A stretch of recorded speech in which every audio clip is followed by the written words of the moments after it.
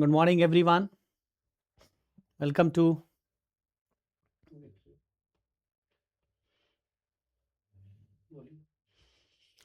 Good morning, everyone. Ready? Welcome to the PMF's class of International Relations. So, we have already started discussion on the evolution of the foreign policy in India, and in that we had a discussion on the evolution till Rajiv Gandhi's period. We have to continue this part. This part is more important because the present day international relations policies have been influenced by these developments. So here in this context, we had a earlier discussion on phase. This phase we discussed earlier.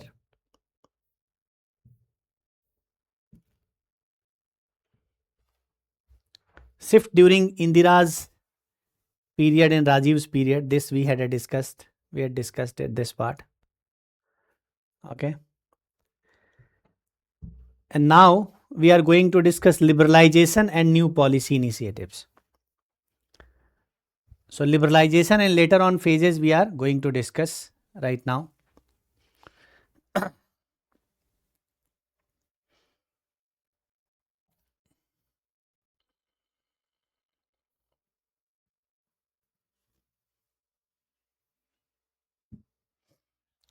So it's a third phase or third major event in the foreign policy.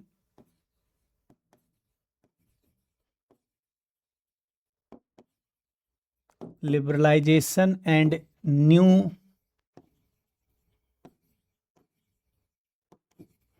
policy initiatives. Under this phase, we shall be discussing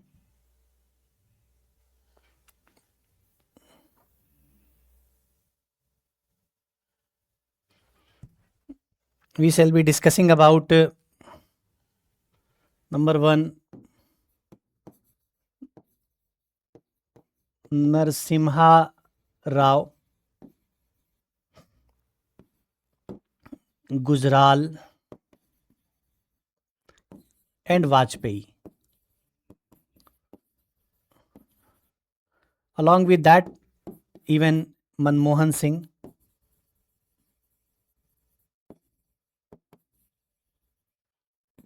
too. 4 prime ministers we are going to discuss under this post-liberalization phase.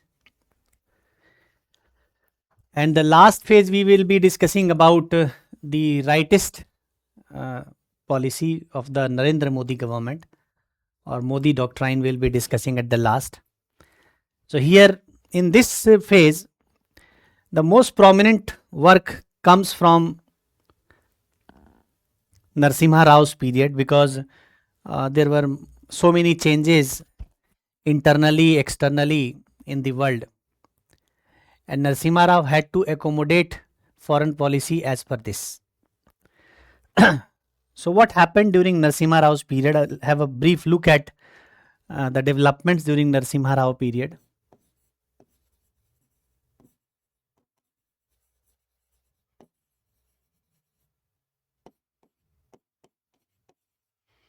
Major development, first thing what happened, the country had to liberalize, means there was a need to liberalize. Okay, so liberalization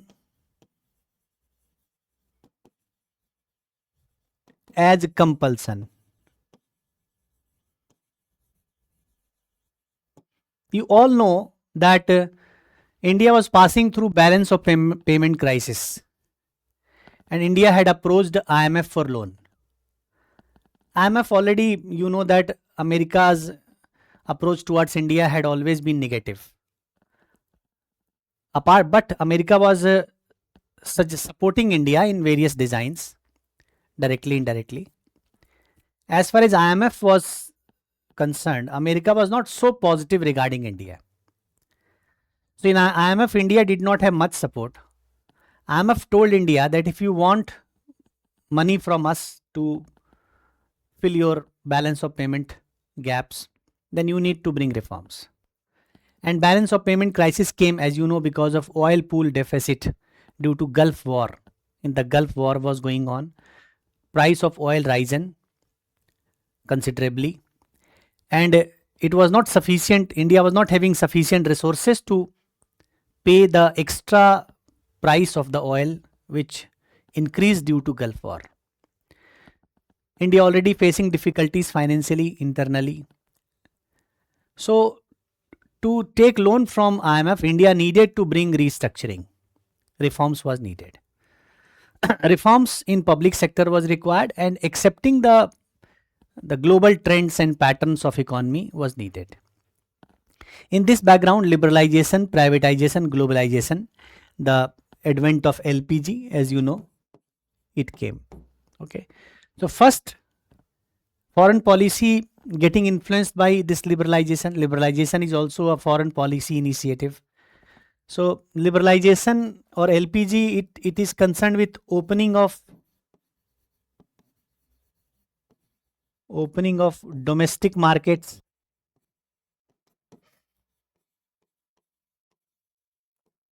So one development was this. This will prompt foreign policy initiative, foreign policy decisions. Second development in this period was the terror oblique militancy. It was internal issue, especially in case of Jammu and Kashmir, and already existing in Punjab. Punjab's terrorism, Punjab separatist movement was going on. There was a demand for a Khalsa state by group of people. You must have heard about name of Pannu and several other leaders starting from Longowal's period. Many people who joining hands with Pakistan or extremist forces started demanding a separate state for the Sikh, that Khalsa. Okay, and it was known as Khalistan. Demand for Khalistan was there. So Punjab and Pakistan, its ISI was supporting these militants with fund with weapons, sophisticated weapons, or moral support they were giving. So India facing this, and the advent of Jammu and Kashmiri terrorism, the rise of Jaish-e-Mohammed, these kind of outfits were coming into existence. So second development is this. Third is disintegration of USSR.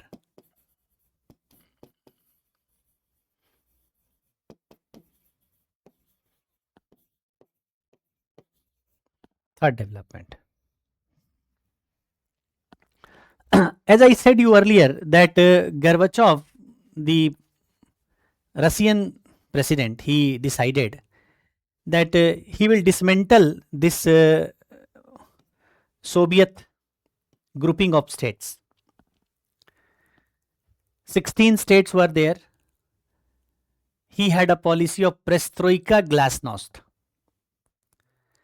So Perestroika and Glasnost were reformed. It was concerned with giving freedom to states as independent entity, plus openness, opening the market, opening the economy. So this led towards disintegration of USSR, means decline of Russia. There was a bipolar world. So there was a shift from bipolarity. Because of this shift from bipolarity to unipolar world. Two poles existed earlier.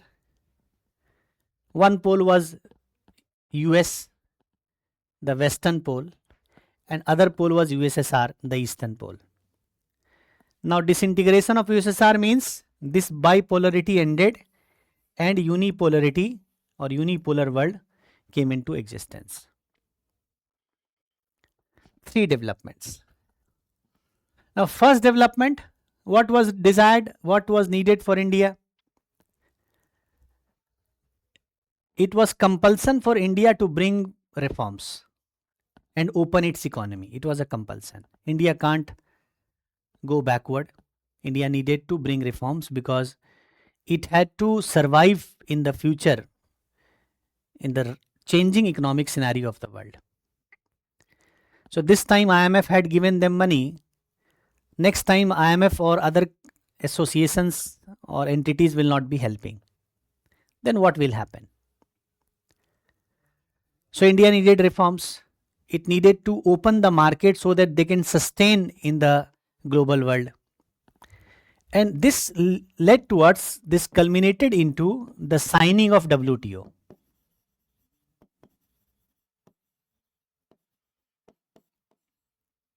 Signing of WTO is a very important foreign policy event. That means what you are doing, you are opening the domestic market. It means you are entering into a global competition. India entering into global competition. And global competition means there are technological challenges India will face. The financial challenges India will face. Because India's economy, India's market is not so capable of withstanding the global pressures that time. So a large scale domestic improvements, reforms are required. So signing of WTO means global competition. It required technological upgradation or technological challenges India had. Logically, India had to look towards US. The steps should be taken, initiatives should be taken, that looking towards US will be required. And searching for other countries like US allies, US friends, Southeast Asian countries are there. Having friendship with them is also needed because these countries, those days, there was talk about Singapore, Indonesia, Malaysia, Thailand. These countries were advancing, especially Singapore, rising. Indonesia, some of the parts of Indonesia was growing. So East Asian economies were growing, East Asian economies were becoming giant economies. And India needed to take help from them on technological front, on financial front. So this liberalization as compulsion because of IMF, approaching IMF, this led towards signing of WTO. This brought India into global competitiveness and faced technological challenges. It required domestic reorganization, restructuring, plus strengthening ties with new powers for technological help, financial support for capital purpose. Here there was a terror militancy. There was chaos in Punjab existing already. There was problem in Jammu Kashmir had started. In this background, putting a check on Pakistan is also needed. It required going away from the dependency of US because US already supporting Pakistan. US was helping Pakistan more and more. It was not visible that US will be helping India against the terror sponsoring techniques of Pakistan. So Pakistan already is supporting Punjab or Punjabi separatist forces. Now they have a new weapon, the created by Pakistanis itself. This weapon is the Kashmir terrorism. So India needed the external help in this regard, moral support in this regard. India needed to raise this issue at the UN's platform. So in this background, India had to take its foreign policy in a new type of direction or new direction. And third came disintegration of USSR. Third aspect is disintegration of USSR. India was dependent on USSR for technology, for military support, for parts, spare parts. In case of agricultural technology also, India had imported so many things from Russia. So India was getting military help, India was getting help at the level of UN from Russia. India was getting technological support in space technology, agricultural technology, telecommunication, etc. from Russia. Now Russia disintegrated, Russian economy crumbled. Russia itself, the internal problem of Russia came to public. After this disintegration, it became open that Russia is internally hollow, is not solid, is not so powerful, not so capable. That Russia, one of the countries, earlier there was 16 nations, entities. Now only one Russia. Can that Russia sail India through these compulsions in these background? Now aligning with Russia will be right strategy. When world becomes unipolar, when world is looking towards US, when US becomes superpower, will it be logical? Will it be feasible to align with Russia? What to do? US will not be given much space. US that time, 1990s, start of 1990s, US will not be giving much space to India. Because India is not so strategically significant in the eyes of US. Both China and India are the below standard players in the eyes of US. Therefore, India could not get much from the US. Therefore, looking towards other nations are required. New tie-ups are required. In this background, this was the background in which the Narasimha Rao and other players' policies, other prime ministers' policies came into picture. In this background. Okay, so this is the background of the Narasimha Rao or liberalization phase policy. Now, what are the policies? There are different prime ministers had their different approaches to solving this problem.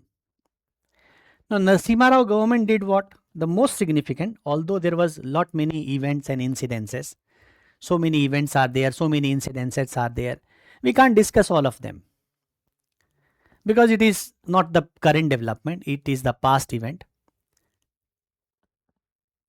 So now for us, the more important things we are going to discuss for Narasimha Rao. So first and most important during Narasimha Rao is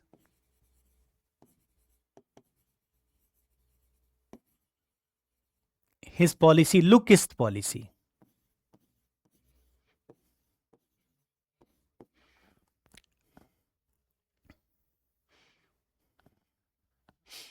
Lookist policy. He is known for lookist policy. Miss, there are two relevant meanings of this lookist policy. One meaning is looking towards west has not worked, will not work. Looking towards west has not worked, will not work. Looking towards east will work. Number two, in the background of these challenges, as I discussed, these are the background of period, liberalization period. Liberalization and competitiveness, terror militancy in Punjab, now Jammu Kashmir, and disintegration of USSR. In this background, India needed support. India needed support from countries. US could not be much relied upon. Therefore, logically, looking towards east is needed.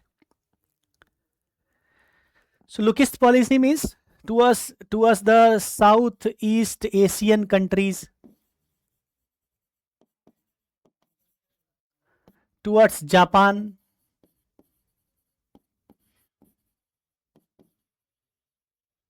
Australia, even towards Central Asian countries, Central Asia, West Asia,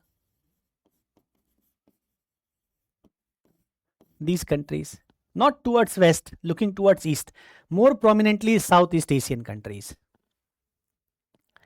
These countries had advanced their economy with the help of US. Some of them were US friends. Some of them were capitalist in its approach. So India became, in this period, India became ASEAN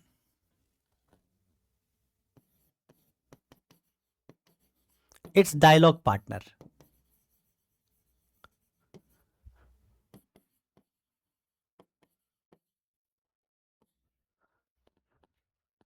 India even today is not a member of ASEAN, but India is a strategic partner.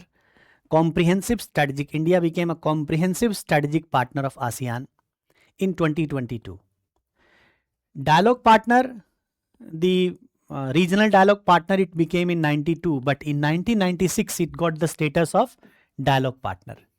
1996, this period. So India, Narasimha Rao's period, the policy was to look towards the east. So target Singapore, Indonesia, Thailand, Cambodia, these countries, approach them. Especially Singapore, Malaysia, Indonesia, Philippines, especially these countries. So India started having good relationship, development of the dialogues concerning trade, communication, technological transfer, investment. These things India started discussing with these partners. And India became member of the dialogue partner of the ASEAN countries. So ASEAN came into existence 1967, but Indira Gandhi had not given much attention. Indira Gandhi had not paid much attention towards these multilateral players, or not much emphasis was given on the bilateral relationship with these countries. But Narasimha Rao had to give. Background was this liberalization or compulsion to liberalize, having free economy, free market for India. Background was internal difficulties because of terrorism. Background was now alternative of Russia needed to be searched. India need to search the alternative of Russia. In this background, looking towards east was required. A series of dialogues, agreements, etc. were signed with various countries.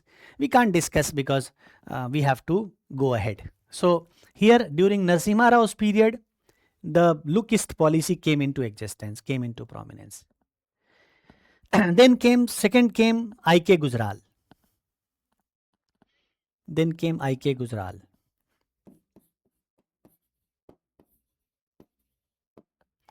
It's better to write on the next sheet.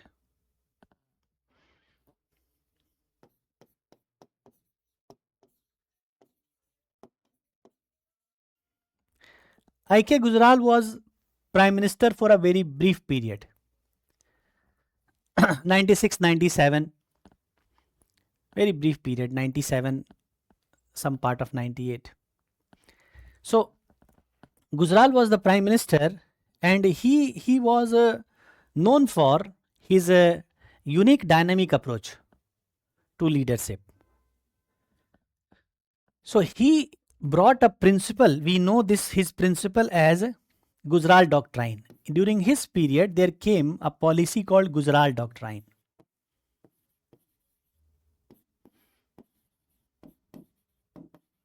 Gujral Doctrine became very famous foreign policy. Is a foreign policy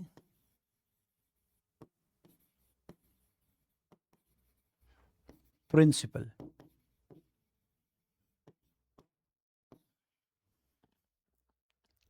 Now, what was the basis of Gujral Doctrine? If we talk about Gujral Doctrine, what is this Gujral Doctrine? What is the basis of Gujral Doctrine? Basically, he said that our neighbors, I.K. Gujral said that our neighbors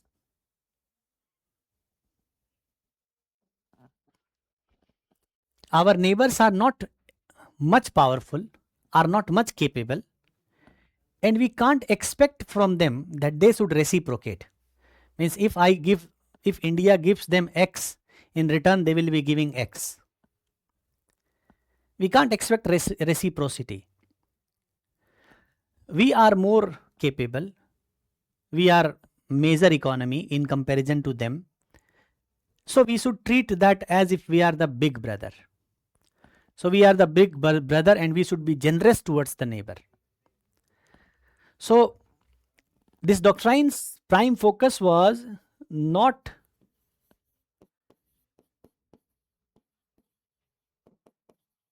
expecting reciprocity from neighbor. Means India needs to give more. India needs to give more, or more help India should give to the neighboring country than India is receiving. So here his principle was not expecting reciprocity from neighbors.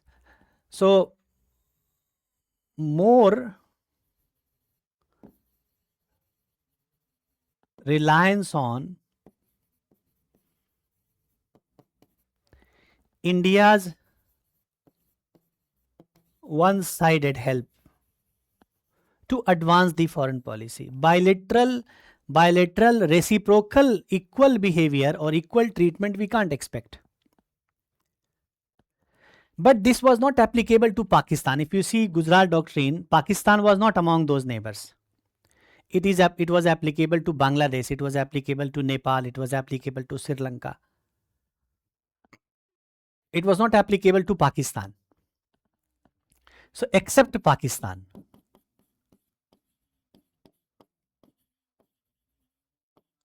India did not follow this with Pakistan. Although India had given most favored nation status to Pakistan, Pakistan never given it India this MFN status. I'll discuss later on.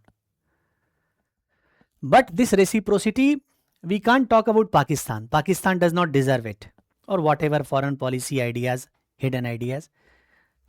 Okay. So first principle of Gujarat Doctrine was, what was the Gujarat Doctrine's first principle? That India should not expect reciprocity, equal treatment from the bilateral partners of the neighborhood country. Okay. In return, what India can expect? So he writes, this policy says, no South Asian countries,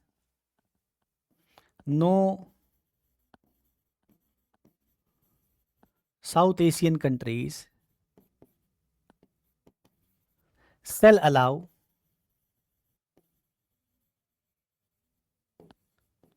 its territory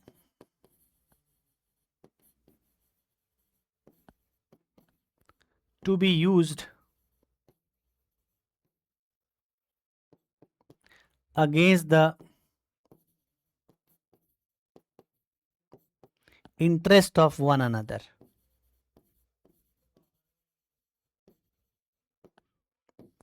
This minimum India can expect. Means the the bilateral partners or neighboring countries, India can expect that they will not allow their territory to be used against interest of India. So China will not be using it. India can expect that if we are generous, we are giving more to you, then you will not be allowing China to come to your place, like Sri Lanka take loan from China, and Sri Lanka given Hambantota port to Sri Lanka. There was always a danger that Sri Lanka could be used as a base, military base by the China. Pakistan has allowed China to enter into India. So Belt and Road Initiative of China, this is harmful to India's sovereignty because it covers some part of Pakistani occupied Kashmir, which India claims to be its territory. Now, presently there is conflict between India and Pakistan in POK. If China extends its project in POK, then POK will be a trilateral struggle. China will also get involved in this. Pakistan allows other territory to be used against India. Now Bangladesh has given opportunity to China. Sri Lanka has provided Hambantota, or China has started playing politics in Nepal. It was trying to influence Bhutan also.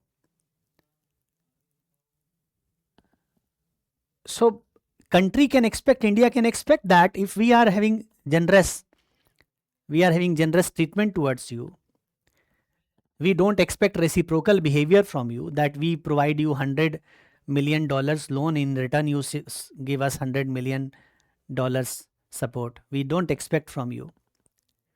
At least we can expect that you don't allow your territory to be used against neighbors, and this can be done by other countries too. Okay. Third part, Gujarat Doctrine is why important. It can be used in writing India's foreign policy. Gujarat Doctrine is a very important link. Very famous also.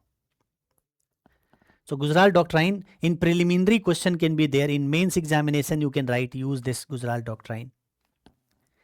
Then third, non-interference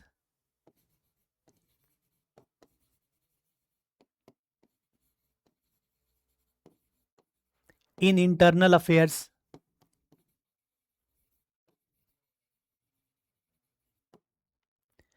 Countries can expect, like India is unilaterally supporting us, then it will interfere, like China does. So policy makes it clear that non-interference. Internal affairs, we will not be interfering. Other countries should also not interfere into internal affairs. Okay. All dispute, next, all dispute resolution through bilateral mechanism. India has always been advocating. See, Nehru wanted that arbitration should be there. There is criticism of Article 51 on this point, because Nehru had too much faith in Security Council. It's not right. Whenever you allow UN to intervene, UN Security Council will be intervening. UN Security Council intervening means 5 powers, they have veto power. 5 powers will be intervening. And history has taught us that these 5 powers mold their policy in the interest of their country. America, China, they have been opportunist countries. They have been using UN as a platform for their own purpose. So America advocate environmentalism, but they don't ratify Kyoto Protocol. America preach non-nuclearization or nuclear disarmament. They don't denuclearize, never. When their interest does not support, they can withdraw from WHO. So opportunist countries are controlling United Nations Security Council. If we allow the mediation based dispute resolution, then the countries which are powerful,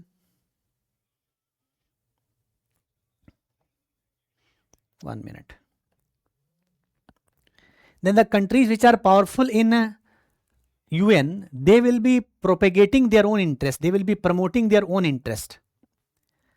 So India's whenever there is a dispute resolution related discussion, you should write that India's policy have been, the dispute resolution should be done through bilateral means. This is the reason when Trump says, I mediated the peace, India rejected, said no, we did not accepted the truce because of your mediation. We always have a policy of bilateral mediation, bilateral resolution of dispute. So Nehru's period was there, but from Simla conference, we find an approach India started adopting. The approach is bilateral resolution of dispute. And it's visible in Gujarat Doctrine also. One of the principles of Gujarat Doctrine is the all dispute must be resolved through bilateral means, bilateral mechanism. Okay. Then respect for each other's sovereignty and territorial integrity.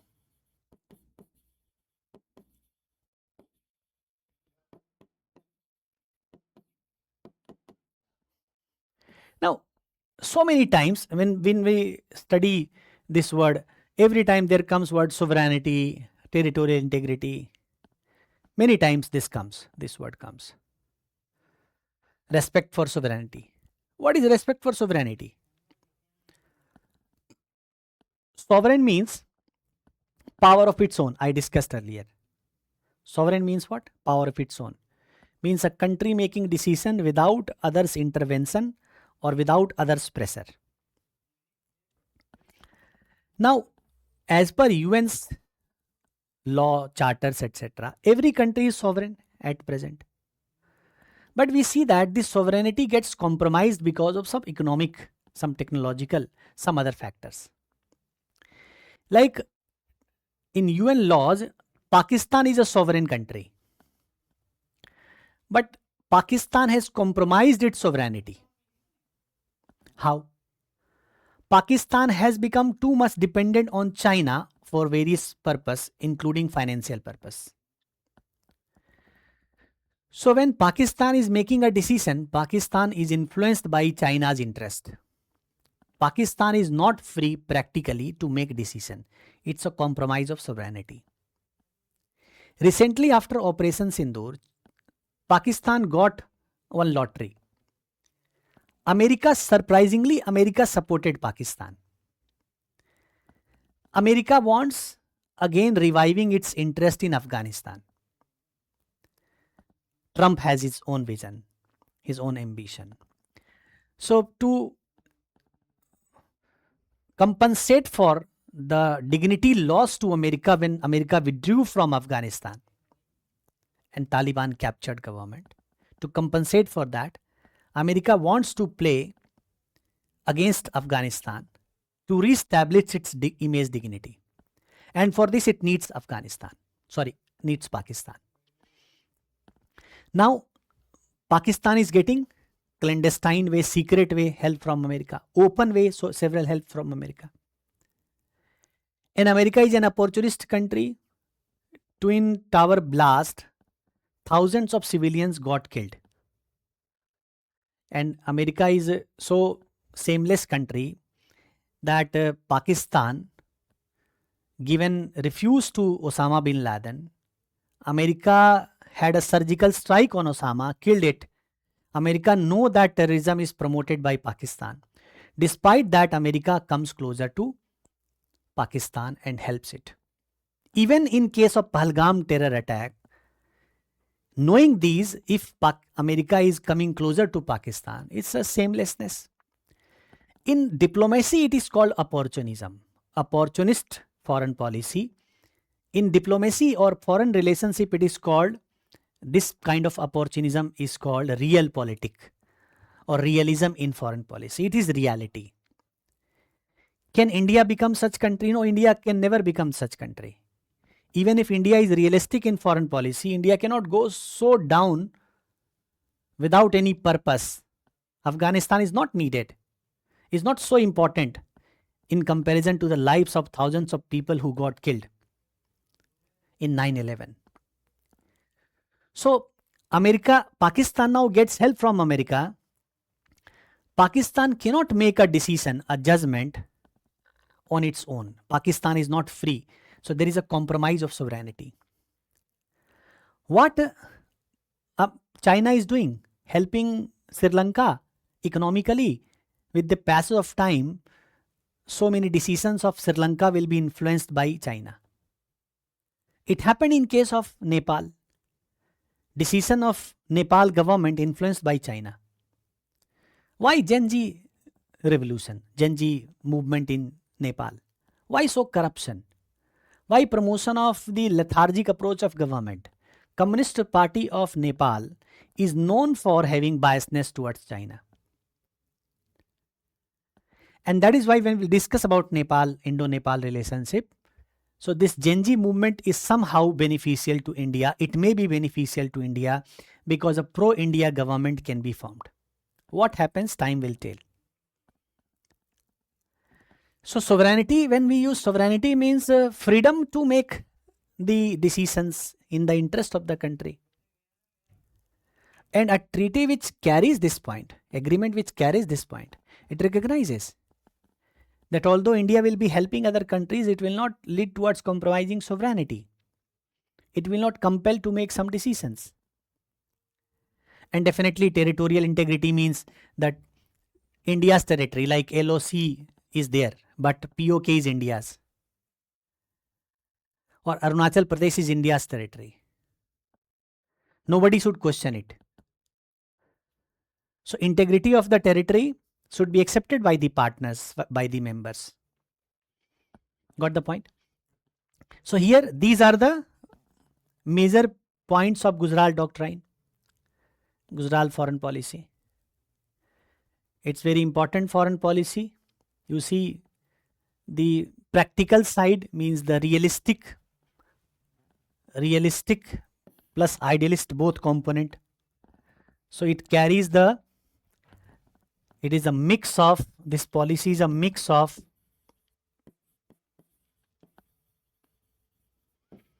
idealist and realist approach.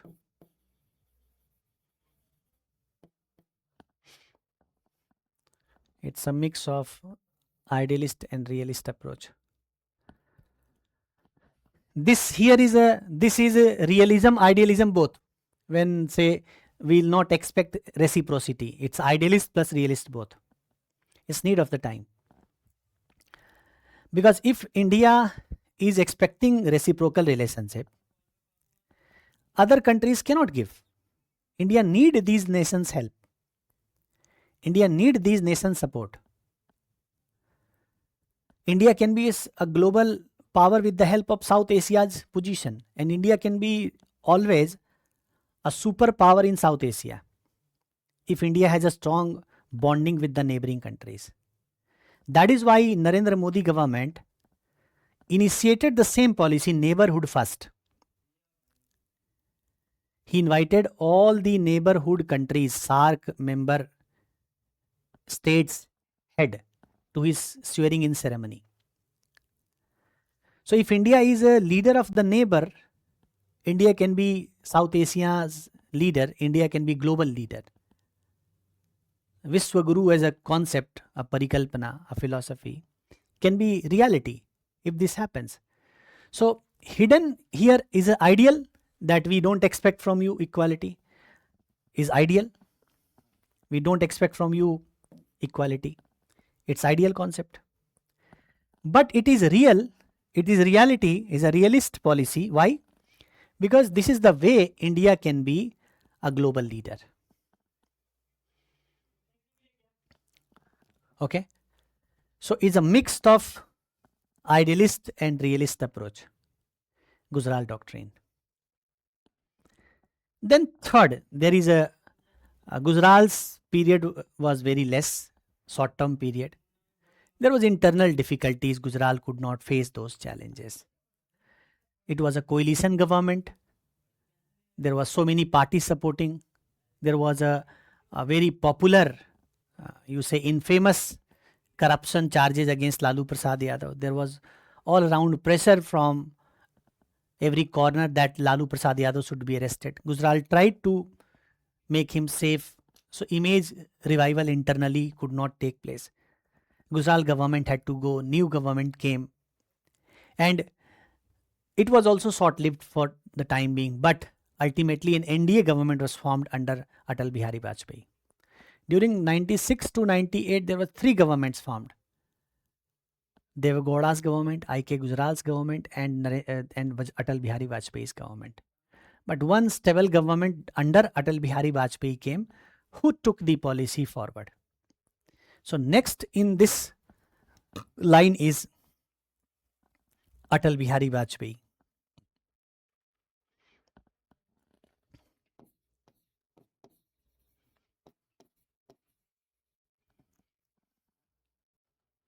Atal Bihari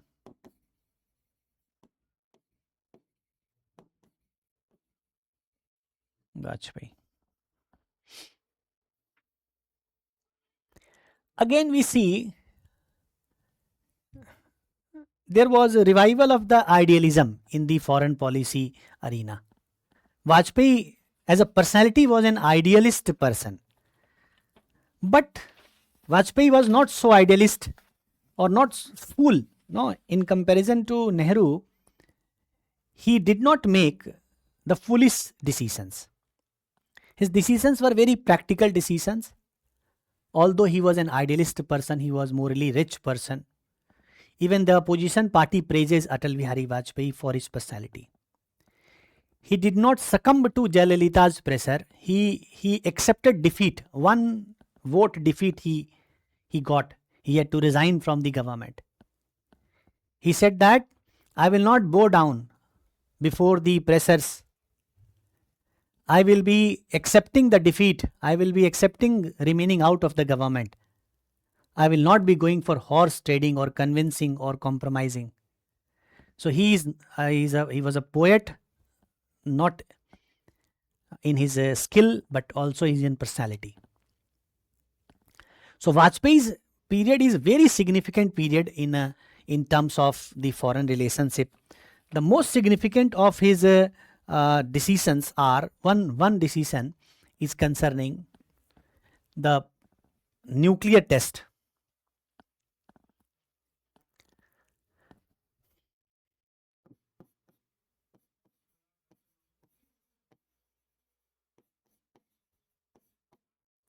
It's named Operation Shakti.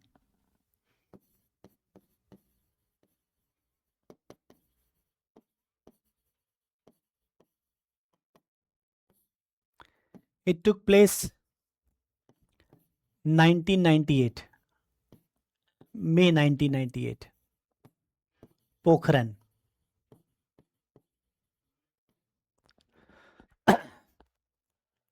Very logical. Whenever India is having any military growth or rise, Western countries started imposing sanctions.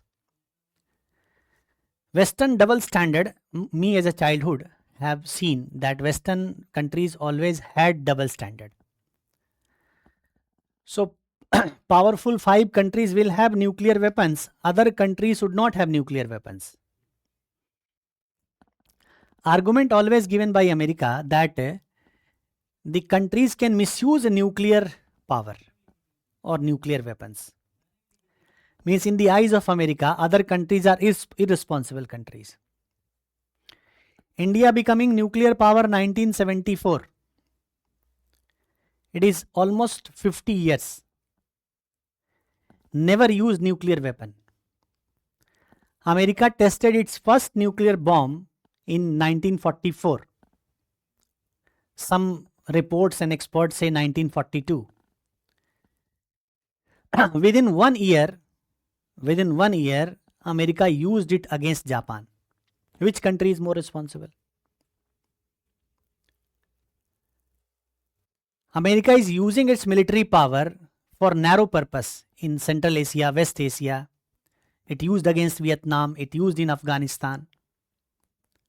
Have India ever used its military power against any nations for narrow personal gains? West always said you are irresponsible. Other countries are less responsible. It's a double standard of the West. These days, what we find Modi's period, these double standards have been exposed openly by the government, including the bureaucrats. Bureaucrats have been more assertive. I will teach you these points. That what is deviation in the present day foreign policy, that India has been defiant. India has been aggressive, assertive in countering the Western questions, in exposing the Western double standards. And these points, what I am saying, I am again saying, whatever I speak in the class, each and every word is very important. And don't speak chutkula. I don't try to make class humorous. Because my class will be of 2 hours. You can watch reels to enjoy, reels to have humorous condition, reels to entertain. But my lecture is very precious. So I will not be trying to satisfy you through humorous components. the topics which I am teaching, I will be teaching very serious topics. Although I am not so serious as a human being in my look, but I am serious with my content. So whatever word I speak in the class, each and every word verbatim, if you write, each and every word is significant, important. So what I said about Western opportunism, the words you can apply, double standard words you can use. Assertive response to countering of the double standard by Indian bureaucrats, Indian government, even the foreign minister openly, you can write. And these words, when you write, it will give you marks. It will help you enriching your answer. Clear? So, sanction was very common response from West. This nuclear test was conducted. What was the response?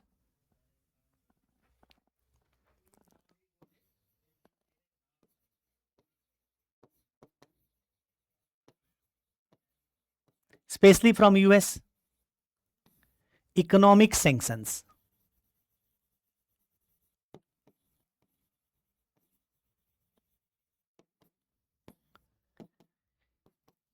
But the government said the test is not against any other country. Test is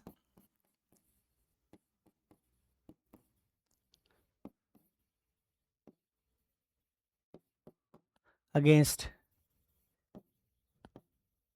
any other countries. It's a deterrence. So minimum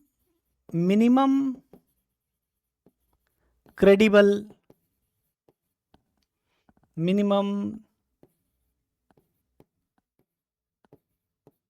deterrence.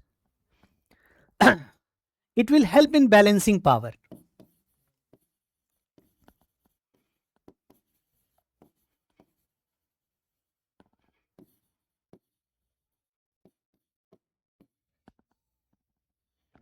This was the claim by the government. And soon India came out with a nuclear policy. Soon. To prove that test is not destined against any other country or determined for any other purpose. It's for just defensive purpose. It's a kind of deterrence. Means always the enemies, opponents will be in check. They will not be able to utilize, they will not be able to go against the country, against India's interest. After Pokhran, Pakistan also made a test. India had 5 tests, so Pakistan had 6 tests. One more than India. Nobody knows how many of them were tested, but publicly Pakistan claimed. If you test 5, we will test 6. You test 4, we will test 5. Which is more powerful country nuclear way, nobody knows. Definitely India is more powerful than Pakistan several ways, including nuclear capabilities. But what is unique to India, that India came out with a nuclear policy. So this nuclear policy was a comprehensive policy. It became popular as a civil nuclear policy. A civil nuclear policy, this policy, definitely not that time, but later on, Vajpayee government itself drafted this policy, civil nuclear policy. So nuclear button in the civilian hand, number 1. Before that, the nuclear policy carried no first use.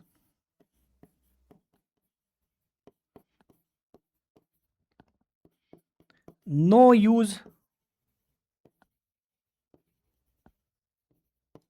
against a non-nuclear state. Use only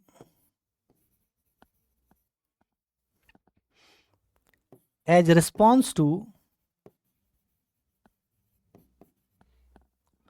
weapons of mass destruction.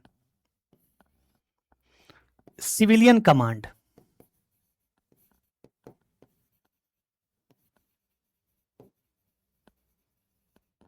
Some of the key features of this policy was no first use, means India will not initiate bombing nuclear bomb.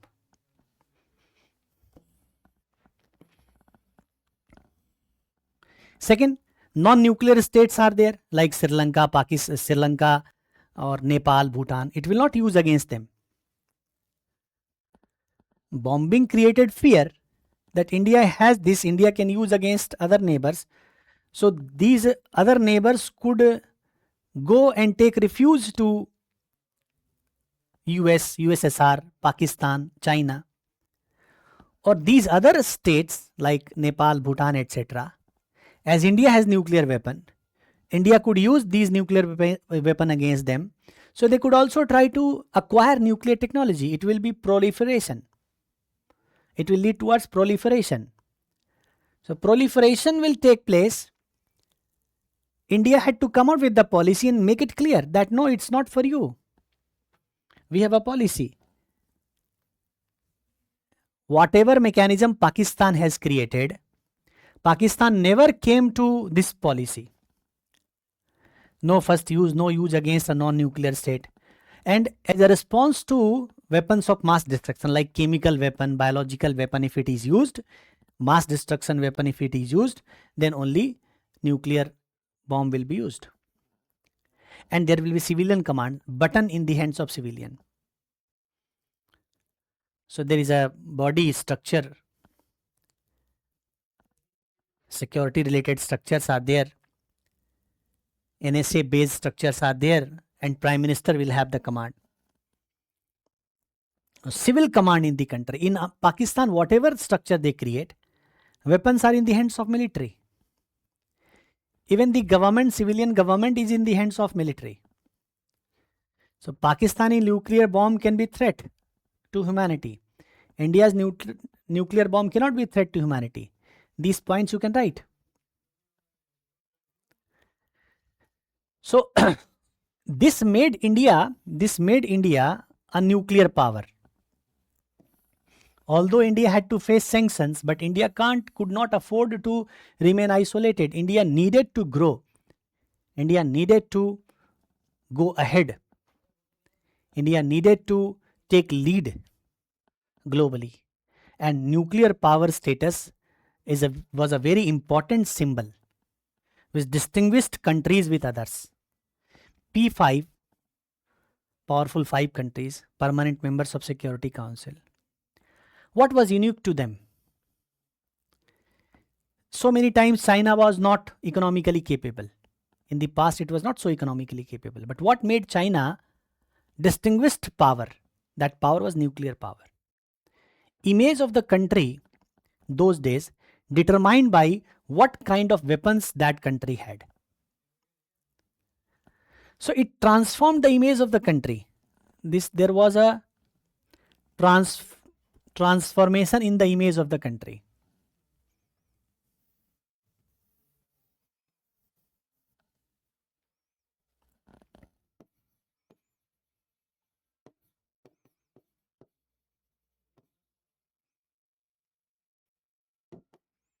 India became a global power,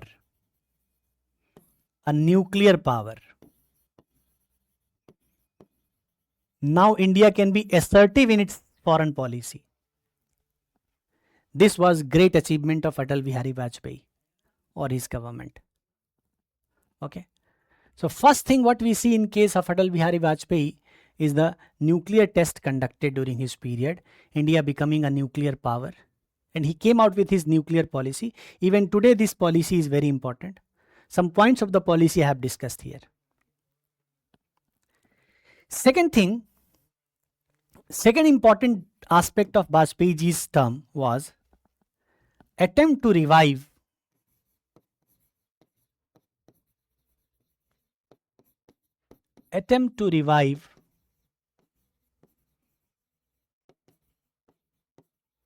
Indo-Pak relationship.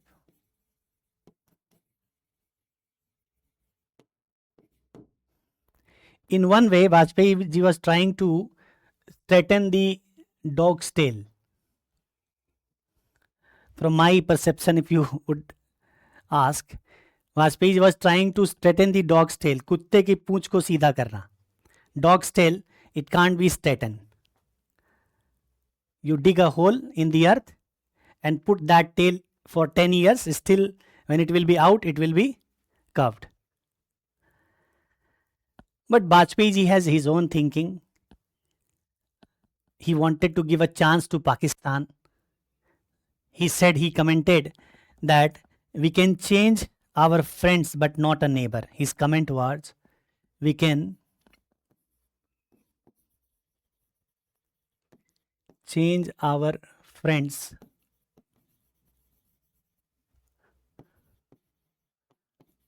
but not neighbors. Can we change Pakistan as a neighbor? Vajpayee ji believed true. But it's possible. You create buffer states, no, new states like Balochistan, like states, if you create in the boundary of India, neighbor can be changed. But Vajpayee ji believed he was true, he was right that we can change our friends but not the neighbors. So he attempted to revive the Indo-Pakistan relationship. And he sat on a bus. No. So Lahore bus journey.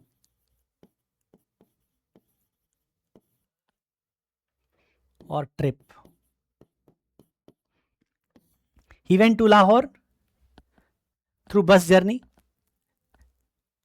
Vajpayee ji went and met that time Nawaz Sharif was the Prime Minister. And Lahore Declaration was signed.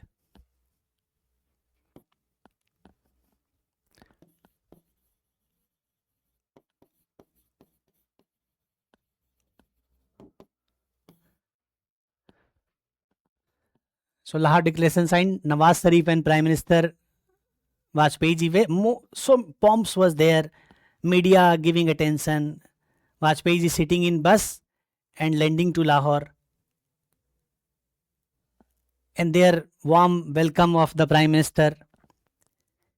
Then agreement was signed between India and Pakistan. Attempt was made that there will be confidence building measures, jointly work to stop preventing terrorism. Simla agreement was again reiterated that resolution of dispute through bilateral means. But what happened? Very few months after the trip to Lahore, there was a Kargil war.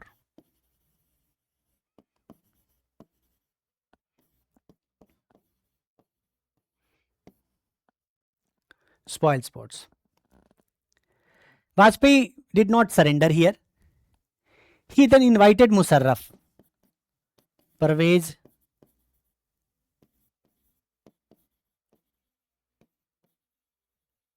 he invited Musharraf in 2001. I think it was month of July. Parvez Musharraf came to India. Parvez Musharraf accepted so many terms, so many things. In his local media or his own domestic media, he was giving statements that he will come with something concrete, India will become friend. Parvez Musharraf has his birth in old Delhi. He was born in Delhi. He came to his ancestor's house.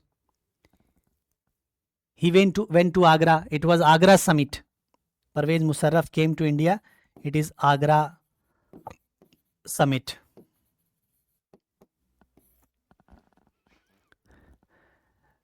He agreed everything. But all of a sudden he said in a conference that no, Pakistan needs resolution of Kashmir dispute first. So he attracted the attention of the globe.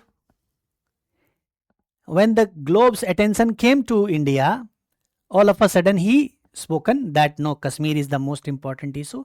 First resolution of Kashmir, then any other thing. Imagine how opportunistic Pakistani leadership or Pakistani people are.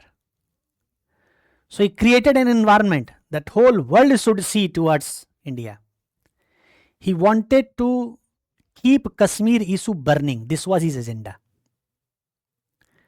This time Vajpayee realized that Pakistan is a dog's tail. In one speech in party's event, he said, not naming Pakistan, he said that there are kutte ki pooch hai, there are dog's tail. I tried to make them straighten, it does not take place. So Pakistani President Pervez Musharraf came here, so much of pomp and honor to him, and lots of celebrations, euphoria that India-Pakistan issues are permanently going to be resolved. Credit will go to Musharraf for this. All of a sudden, his announcement, we all people, we were preparing for civil service those days.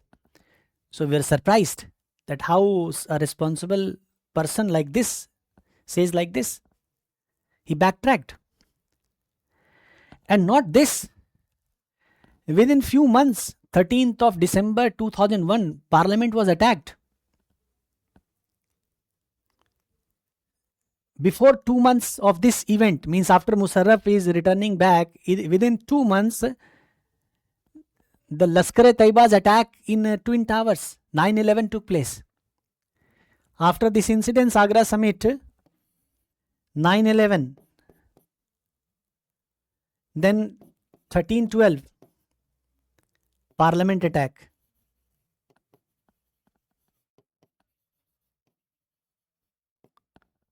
And who is doing these things?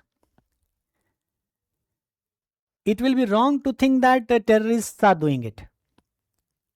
It's a state-sponsored terrorism. Officially, always India had its words and reiterating these words. Terrorists are not non-state actors. Terrorists are state actors.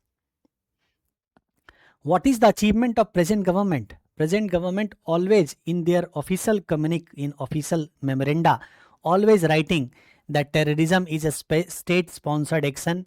Terrorists are the state actors. Pakistan is actively sponsoring terrorism. Pakistan is actively participating in the terrorist activities. So it will be wrong to conclude that these incidences are unrelated. These incidences are message to the world that what we think we can do, you do it by agreements, etc., or we'll take other means. We'll prove you will surrender. They have the mindset, they have the mentality that we will prove it, that whatever we think, whatever we want, whatever we wish, we will get it fulfilled. So definitely he attempted to revive the Indo-Pak relationship, but attempt failed. Okay. In his period, in his term, there was Clinton's visit to India. In his term, other instances, Bill Clinton visited India, year 2000. Outreach to China,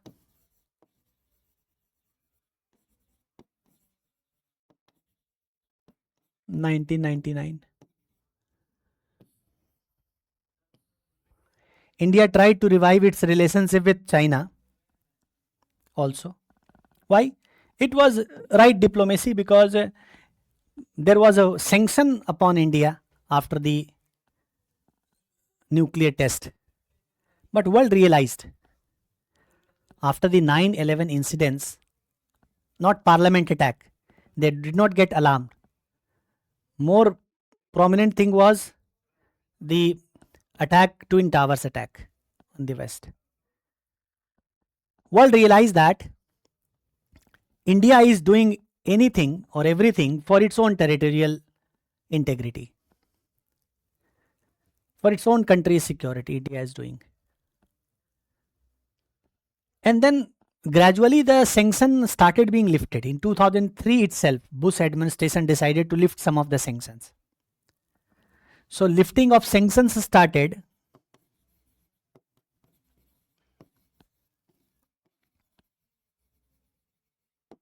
Sanctions started. Economic sanctions were imposed since 2001. In 2003, most of the sanctions America had lifted. So India had to go to other nations, convey their idea, like happened after Operation Sindoor. Outreach by the parliamentarians. Same way delegations used to go to different countries. American leaders invited, American leaders visited India, Indian leaders visited America. So this outreach was how they normalize the post-Pokhran incidences. So post-Pokhran, India gained the image. Now India is the power. But after Pokhran, some sanctions have been imposed. Why not doing something so that normalization can be brought? And it happened. It worked. Plus, a very important judgment of his period, decision of his period was celebration of Pravasi Bharatiya Divas or organizing of Pravasi Bharatiya Sammelan.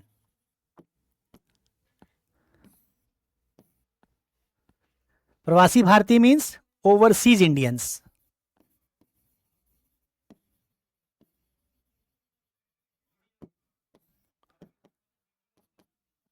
It all started in the year 2003 for the first time. There used to be yearly conference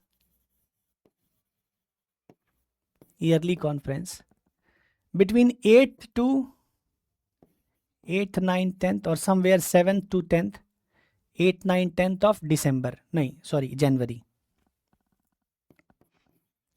9th January is the day. 9th January 1915. Gandhi returned back.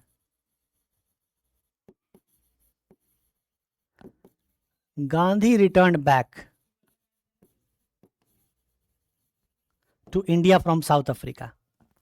To mark this day, 9th of January was chosen as a Pravasi Bharatiya Divas because greatest of the all Pravasis, Mahatma Gandhi, returned to the country. And this day was celebrated in Gujarat, Ahmedabad, 100th year of Gandhi's entry to India. Ahmedabad was a place. I had also participated as a delegate invited by General V.K. Singh. He was the External Affairs, Minister of State, External Affairs. I had some of the recommendations given to Ministry of External Affairs in this regard. And combining effects, Sushma Swaraj was the Foreign Affairs Minister, External Affairs Minister that time. Those days, yearly Pravasi Bharatiya Sammelan was organized every year. 2003 to 2015. 11th took place in Delhi. 15th was there in Ahmedabad, Gandhinagar, especially Ahmedabad, Gandhinagar. And then after 2015, this 1 year celebration was converted into 2 years. I do not want to boast, but I had a suggestion as a delegate. I was invited to research on something and recommend. I had written a letter to External Affairs Minister. General V.K. Singh personally said me to give some recommendation. So I had suggested that it's a waste of resources every year and so many other recommendations. Plus there was a committee appointed and later on they decided to make it biennial. At the gap of 2 years after 2015, at a gap of 2 years now, this Pravasi Bharatiya Sammelan is organized. So This Pravasi Bharatiya Divas, or involving the diaspora for the development of the country, was the vision of Atal Bihari Vajpayee government. It was a great achievement. It took a new turn in foreign policy, new turn in the foreign policy arena.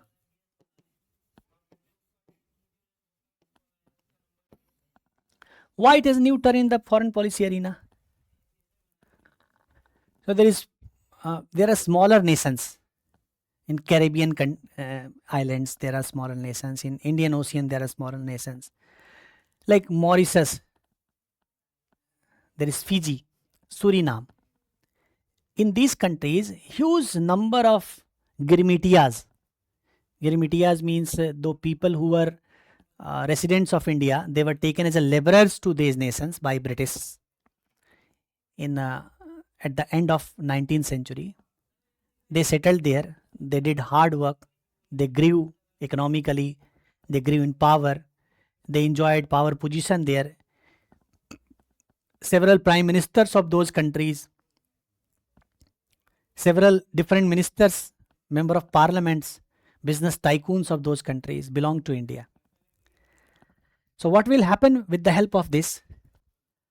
The image of India will be revived in those countries. Those people, Indian diaspora, have emotional connect with the nation. Their energy will be utilized in the growth and development of the country. Those people will be actively persuading a friendly relationship of their country with India, because India has been their land of the ancestors. So Pravasi Bharatiya Sammelan or Pravasi Bharatiya Divas was a master stroke of policy, especially for the smaller nations where Indian diaspora is in huge number. Okay. So this is about Atal Bihari Vajpayee's achievements. Okay. So in liberalization period, we have Narasimha Rao, I.K. Gujral and Atal Bihari Vajpayee. In the same period, a later phase came. This phase I have not classified separately. A later phase came. In this phase, we find the continuation of the Vajpayee's policy somehow. In UPA 1, Manmohan Singh Prime Minister, somehow continuation of the Vajpayee's policy, a bit you see strengthening of this policy. In UPA 2, mix of the approaches. But great change came with the coming of Narendra Modi. So what Manmohan Singh's period, what was witnessed during Manmohan Singh's period? Let us discuss on this point. So next, after Vajpayee ji comes Dr. Manmohan Singh.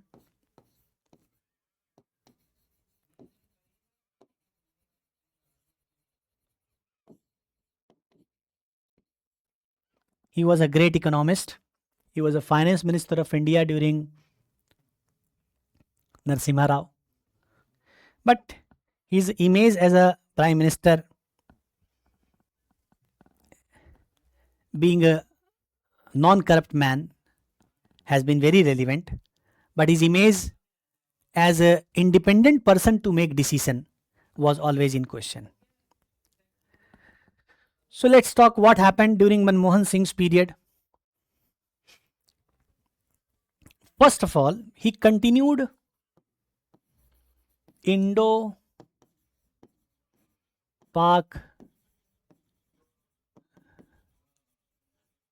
relationship. He continued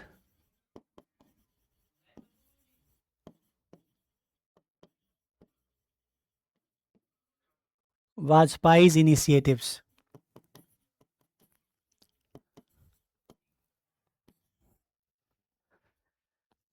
So what initiatives he continued? So number A, new bus services.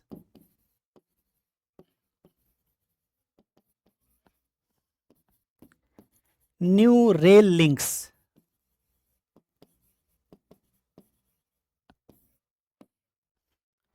he started new bus services. Like one bus service was Srinagar to Muzaffarabad, Amritsar to Nankana Sahib. So Srinagar, Muzaffarabad,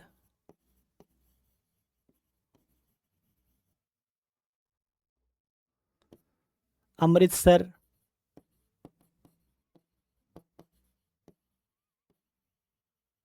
Nankana Sahib. It will help in building confidence. Confidence, it's a confidence building measures.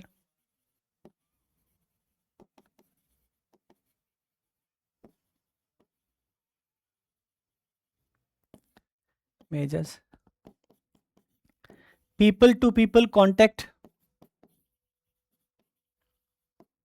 or cultural connect.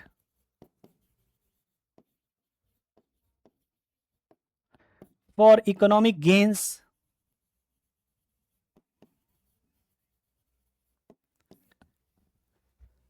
Okay, there was Vaga Atari rail links. Rail link was new rail link Vaga border to Atari rail link. It was very significant in terms of trade. This rail link was very important in terms of trade. So there will be economic gains also, and there will be peace established between two nations. It was assumed.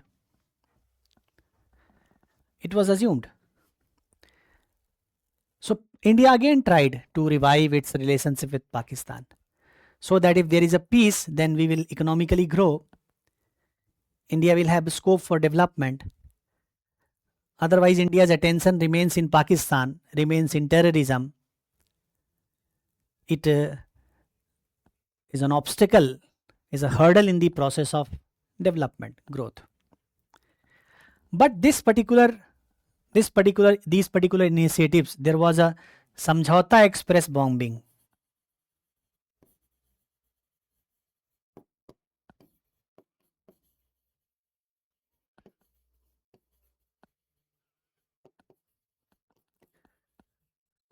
(2007). Samjhauta Express initiated during Indira Gandhi's period, a train service. Bombing took place, 70 plus people killed, 35-40 people got injured, 100 persons approximately got affected. So it's a derailing of the process. Derailing of peace process.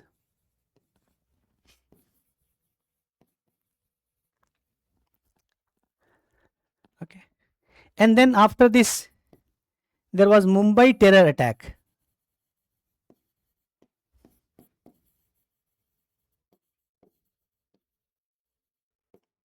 This terror attack took place 13th 12 2008. No, Taj Hotel bombing or terror attack.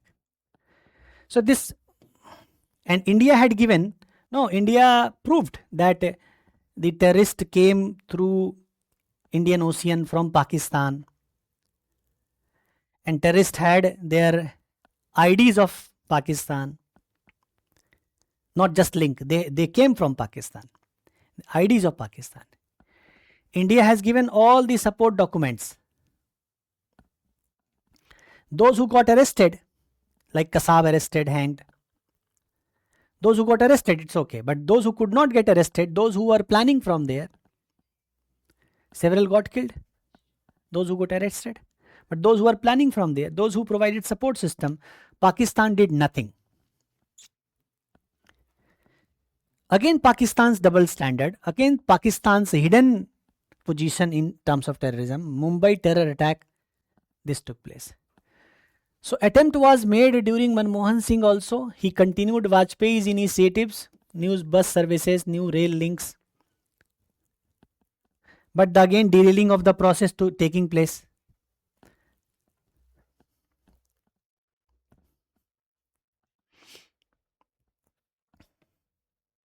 Okay. So one during Manmohan Singh period, Indo-Pak relationship, no considerable gains. We see that all the time. You can write in the answers also. All the time, India as a responsible country try to resolve disputes with Pakistan. But Pakistan does not want to resolve these issues. Pakistan wants to keep these issues alive so that it can beg from other countries. It can approach Western countries for loan support to make India its enemy, to keep these issues alive. It can bargain from America or Western countries for some financial help, some military support, etc. With the help of keeping issues alive with India, it can gain consistent support from China also. So Pakistan never wants to resolve issues with India. Okay. Second, in his period, second, Indo-China relationship.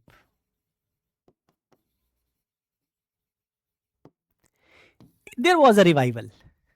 This period we see there was a revival because the Chinese premier and Chinese president both had visited India.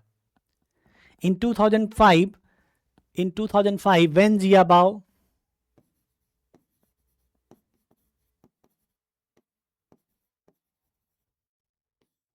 and Hu Jintao,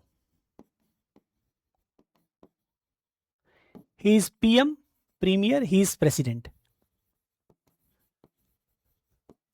of China, visited in 2005. And we hear of the Chinese goods, Chinese imports. These all get strengthened during this period. The flooding of the Chinese goods took place after this period.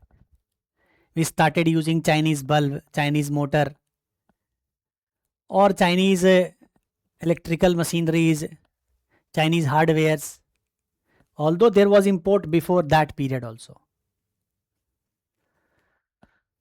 But today we cannot deviate from China. We can't have the alternate of the China because the dependence started since 2005. We are now more and more dependent on China. If we take a hard stance against China today, so many of our trading facilities, industrial establishments will get hugely affected. As it happened after a start of visible recession during pandemic period, India survived it, but it was visible because of our isolating China or not relying on China or an aggressive policy towards China because of that. India today cannot continue with China an aggressive alienations policy. We can't aggressively alienate China. We can't aggressively dissociate China. We could have thought of, but a policy shift in 2005 or from 2005 led towards more and more reliance on China. Okay. So in this period when these two head of the states, PM and president came, it led towards military cooperation,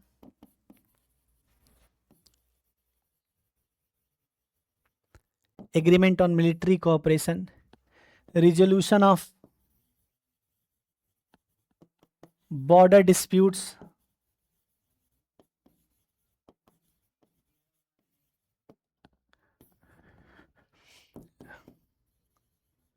trade facilities, commercial link,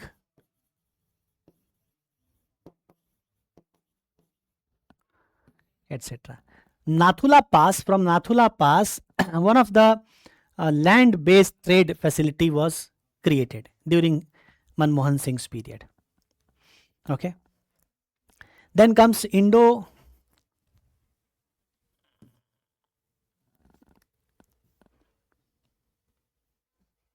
One minute, let me add some slide.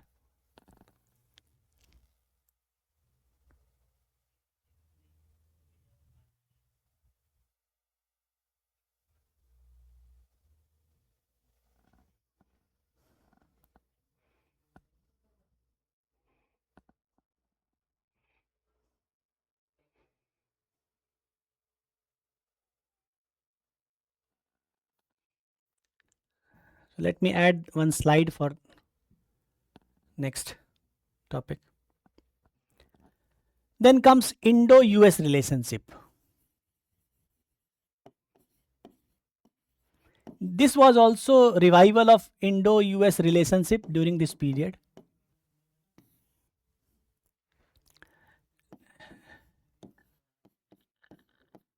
There was a first next step strategic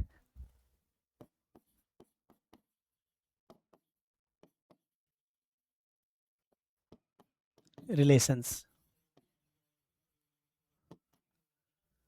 Next step strategic relations or strategic partnership.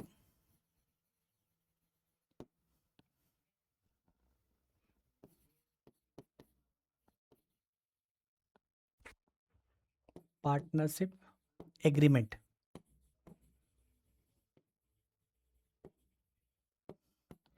And a civil nuclear deal.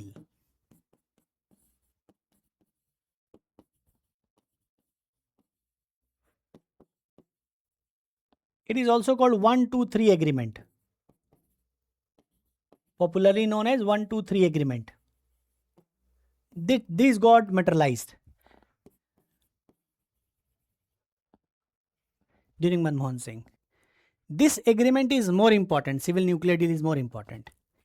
India accepted that India will be taking technological help from America to run its nuclear plants for a civil nuclear energy purpose. For India energy security has been, for long time, energy security has been India's most significant pillars, one of the most significant pillars of foreign policy. Means the aims of India's foreign policy for long time has been energy security, how to secure our energy needs. Relying on the conventional energy is not right. Especially reliance on the petroleum products will not be right. Why? Because the Central Asian and West Asian countries are vulnerable to disturbances, anarchy. Anytime there are wars are very common. So oil prices fluctuate. Plus OPEC countries are much more Muslim control over them. Pakistan tries to influence those countries in the name of commonality of religion. So plus it is costlier, it is limited. Energy demand in India is increasing. Why? Because of not just rise in the population but rise in the process of development. More and more developmental activity taking place. So India needed more support in non-conventional energy programs or some energy programs, especially nuclear energy programs. In that case, reactors can be supplied by America. Nuclear reactors can be supplied by America. And these reactors can help in harnessing nuclear energy, civil nuclear energy. Use of thorium can be there. India has huge deposits of thorium in the coasts of India, especially Kerala and adjoining regions. So India went ahead with a deal 1-2-3. There was problems in the deal, no doubt. There was compromise of the sovereignty in some cases, like America signs UMA, end user monitoring agreement, with any country before the supply of technology. UMA had limitations. I'll discuss somewhere else. There were problems, but it was achievement. That here what happened? First thing, you see these two things. US accepted India's position as nuclear power. Now it is settled that India is a nuclear power. When America is ready to supply its technology for non-energy purpose, supply of nuclear technology, it is settled. India was perhaps the only non-NSG country, NSG country, nuclear supplier groups, which got the support from Western world in terms of nuclear supplies. Only the concession only country received is India, and that thanks to America's changing approach. So America changed its approach. America accepted India's position as nuclear power. Number one, India got concessions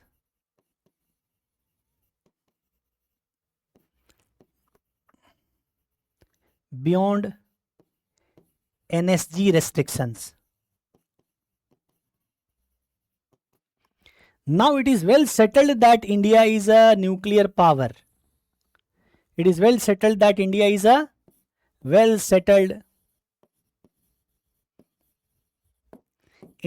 a nuclear power.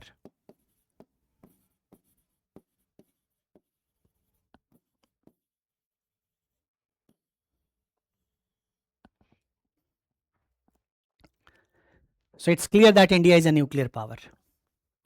America also accepted this position. So it is Manmohan Singh's achievement, Manmohan Singh government's achievement. Although some compromises were made. Okay. Apart from that, apart from Indo-US, there was Look West Asia policy. There was also Connect Central Asia policy. So this period, Look West Asia policy, Look West Asia policy, Connect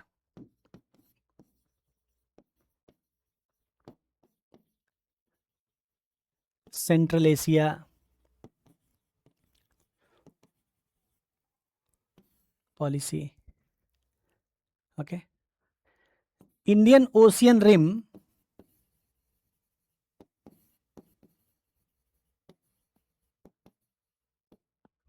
Association for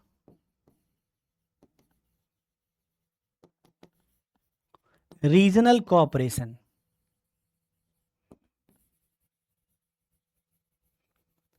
ICOR-AOC. It was more in news during 1997.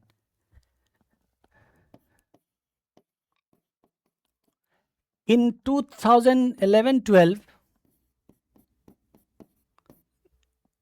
it was in moribund status, unworkable status, revival by UPA2 during Manmohan Singh. Okay. And India also got observer status in SCO. During his period, India got observer status in SCO, Shanghai Cooperation Organization.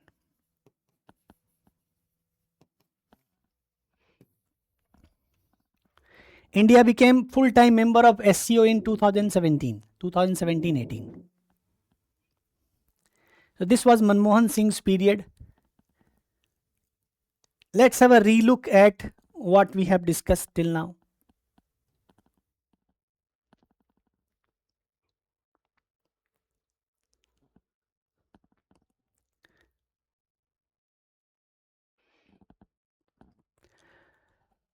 So liberalization was phase we are studying is liberalization and new policy initiatives. Prime Ministers we had to study Narasimha Rao, Gujral, Vajpayee, Manmohan Singh. Narasimha Rao era, these were the factors: liberalization as compulsion, terrorism, militancy, Jammu Kashmir, Punjab, disintegration of USSR. In this background, the policy decisions were taken Lookist policy was the most comprehensive, most important in this background. Then we discussed about I.K. Gujral. His doctrine is very important topic, very important point. Gujral doctrine. These doctrines are even today the pillars of foreign policy by countries. These doctrines that neighbors should be helped more than neighbors are giving us, not seeking reciprocity. The policy was idealist plus realist mix of that. It could enhance India's image, but Gujaral's presence short-lived. Then came Atal Bihari Vajpayee's policy. Enhancing of India's image, nuclear test was conducted. Shown to the world that we are responsible nuclear power. So nuclear policy was drafted. Then he tried to revive relationship with Pakistan. And Pakistan always worked as irresponsible country. Opportunist approach Pakistan always have. So derailing of the process of peace all the time. Bill Clinton visited, outreach to China was done. Pravasi Bharati Divas started. Indian diaspora's use for India's development. Then comes Manmohan Singh. In terms of Indo-Pak, he continued Vajpayee's policy initiatives. But due to various reasons, the derailing of the process, coming back to the same point, Indo-China relationship started strengthening during Manmohan Singh's period. Trade with China increased. Chinese flooding of goods in the country due to this phase developments. So Chinese premier and president both visited. Multiple cooperation started that time. And then Indo-US relationship.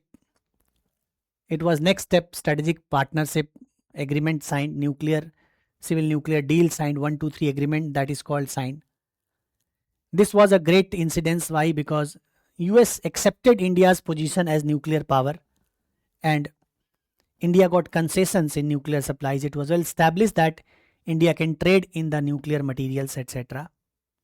Other than the P5 countries. India is a well established nuclear power. Then his Look West Asia policy, Connect Central Asia policy. IOC ARC was also revived during his period. India got observer status in Shanghai Cooperation Organization. So too many things happened during 10 years of Manmohan Singh's rule. Okay. So these are the past government's foreign policy initiatives developments. Now we can discuss the present policy by the present government. Present government means Narendra Modi government. Is the third term of Narendra Modi. Lots of changes has taken place. We call this in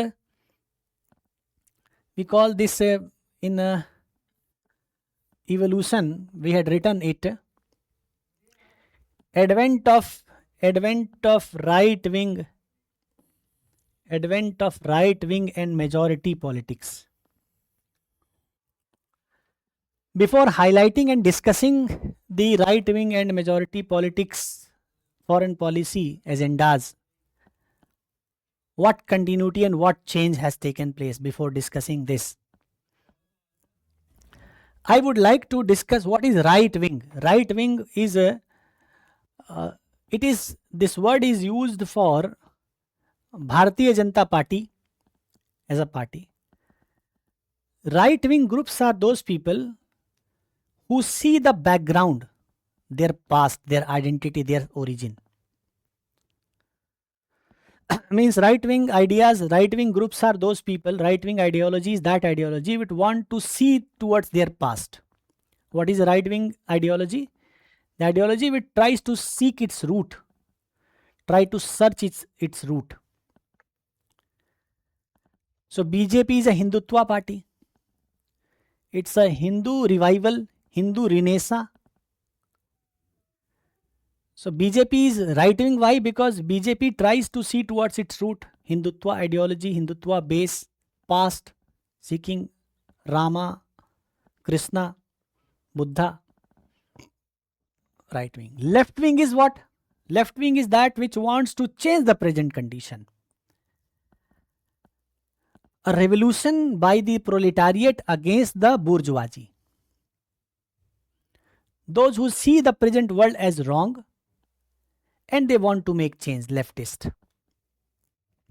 Left ideology want to transform the existing system. Left ideology want to have revolution in favor of proletariat, Shramjivi, those who live by their day-to-day wage labor, Shramjivi or proletariat. So proletariats are labor class or peasantry class. They will be revolting, they will be having revolution against the ruling class. This thinking is basically left thinking. And centrists are those people who balance the path.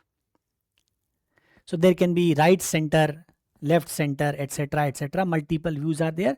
But why use of right wing? Right wing, basically BJP is called right wing party, because they want to revive the past, they want to see the base root, etc. Got the point? And majority politics, why?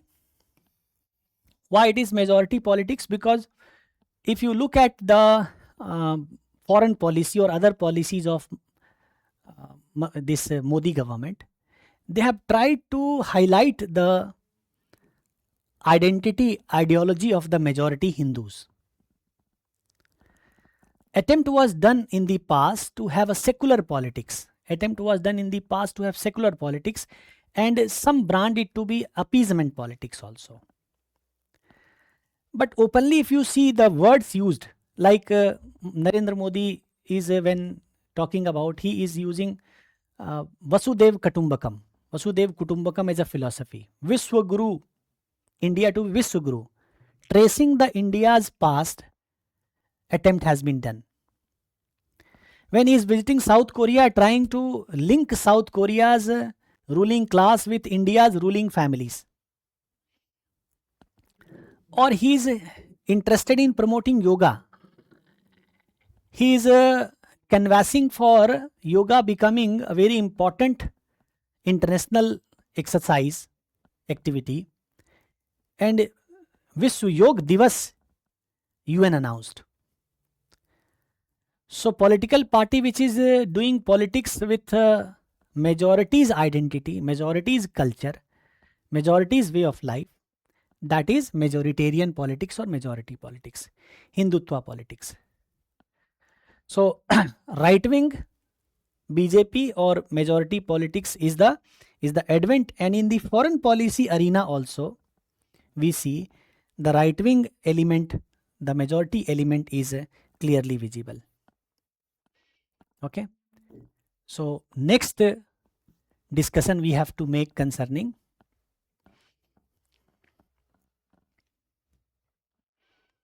era of or advent of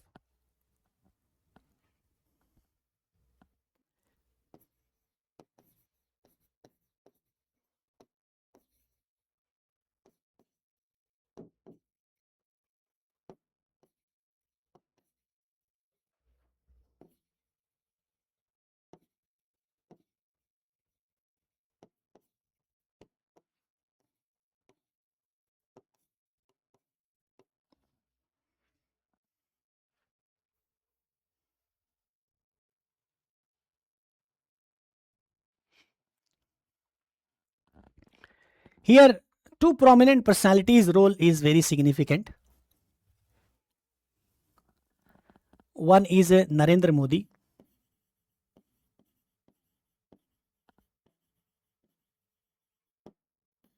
First personality. And second personality, S. Jaishankar.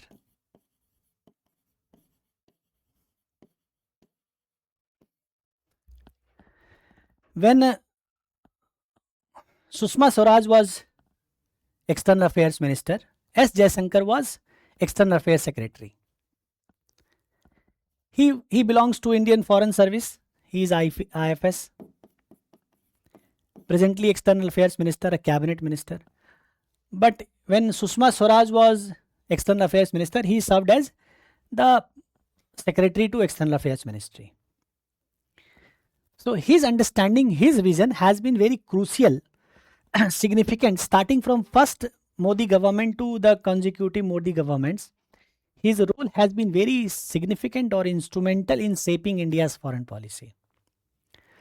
No doubt why we name Narendra Modi, because the style of Narendra Modi's functioning has been very important. So Narendra Modi had not, like Nehru, Narendra Modi did not retain with him the office of foreign ministry, but Narendra Modi tries to channel the foreign policy as per his outlook. He takes personal interest in the foreign policy agenda, and perhaps after Nehru, he is the most world traveled prime minister of the country. Means he traveled to more nations less than Nehru, but more nations than any other prime minister less than Nehru. He traveled. And his personal interest, a personal rapport, his emotional connect with the head of the states makes him the true leader of the country in foreign policy arena. So he becomes like American president calls him a friend. French president called him a friend. Other countries, when he went, there has been cases when the head of the states touched his feet or bowed down before him. So respect he attracted at the international fora makes him the most popular, one of the most popular leaders of the world. Several rankings of the international institutions are there in which Modi is the first or the most powerful, most popular personality of the globe at present. So Modi definitely very important in shaping India's foreign policy, but in the back channel, in the background, the role of S. Jaishankar cannot be denied. Now he is in front. He is openly, as an external affairs minister, he channels the policy. So two persons' role very important. Now today's class we have not much time. So in today's class I will be listing what are the components of the Narendra Modi's period's foreign policy. Today I'll discuss only list those points, and in tomorrow's class I will be discussing these points. Very important point. Now I am spending time with these things. Why? These are fundamentals. These are bases. If you strengthen these bases, a connect is created. If you know these things as a story, like what I taught only this, if you revise, then a gap, mind in the gap remains in confusion. If your mind has a gap, like I don't know what happened during Indira Gandhi's period, you remain in confusion. Something which is going on today, if you don't know the base, you remain in confusion. So mind in a gap remains in confusion. So I am filling those gaps. Once the gap is filled, a clarity of the visualization of what you discuss at present will be there. That is why background history is very important. And a brief understanding of this background I have till now I have conveyed. Now I am talking background, but the present background I am discussing. So the points of the policy, let's list it first.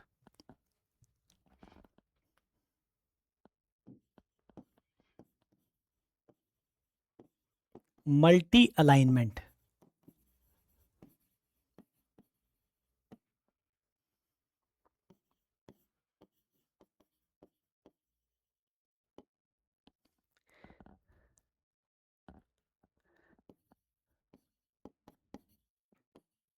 Assertive approach.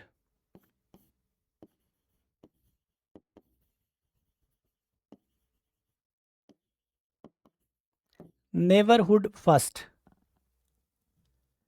Neighborhood first. From look east to act east. From look east to act east.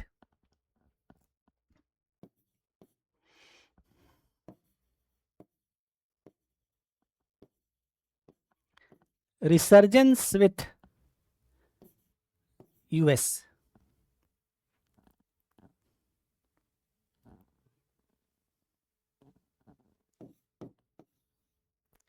Soft power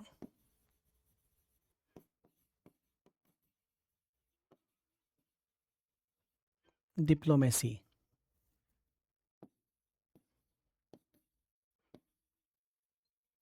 Realist but humanist foreign policy.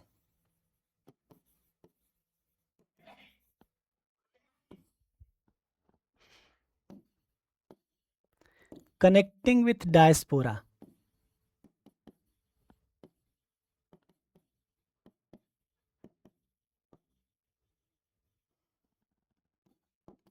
Aid diplomacy.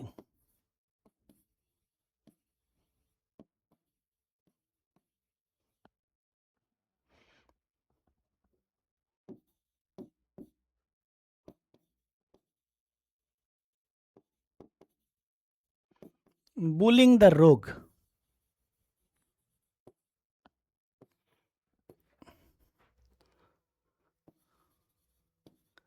Case of Pakistan. Bullying the rogue. Case of Pakistan. These are the points. You can list it down. Again, I am multi-alignment, assertive approach, neighborhood first, from look east to act east, resurgence with US, soft power diplomacy, realist but humanist foreign policy, connecting with diaspora, aid diplomacy, bullying the rogue nations like Pakistan, case of Pakistan. Now this what we have discussed, it's a till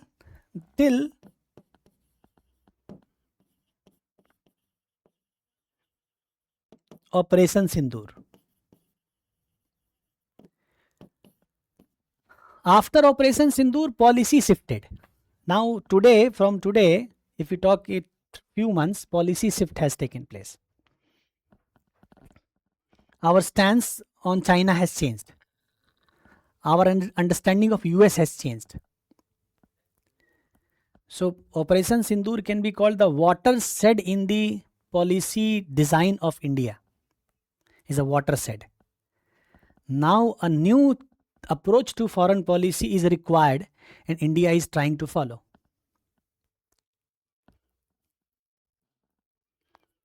Got the point? So we have foreign policy of the present government. Listing I have done. Discussion on these points I will be making tomorrow. In my tomorrow's class, I will be making discussion. Any query, question you can put here also, you can put in the group. WhatsApp group is there. You can put question, I will be trying to answer. Okay. So as far as PDF is concerned of these topics, I will be sharing these PDFs with you. Clear? But you try to write, because when you try to write, writing makes your understanding deeper. Or like after food, some water settles your food. Digestion makes easier because the movement of the food is proper. Some water, not much. Similarly, after studying, writing makes the idea settle. Your understanding gets settled. Helps in digesting. So digestion of idea, write. But don't avoid writing. Those who think that I will write in the examination, I know so many students who appear in interview but ultimately mains marks less. Why? Because writing practice not done. So writing is key to your success in the civil service examination. So practice writing. I will share PDF, no issue. You can save time. But when you write, even today I write. So when you write, you can master your content.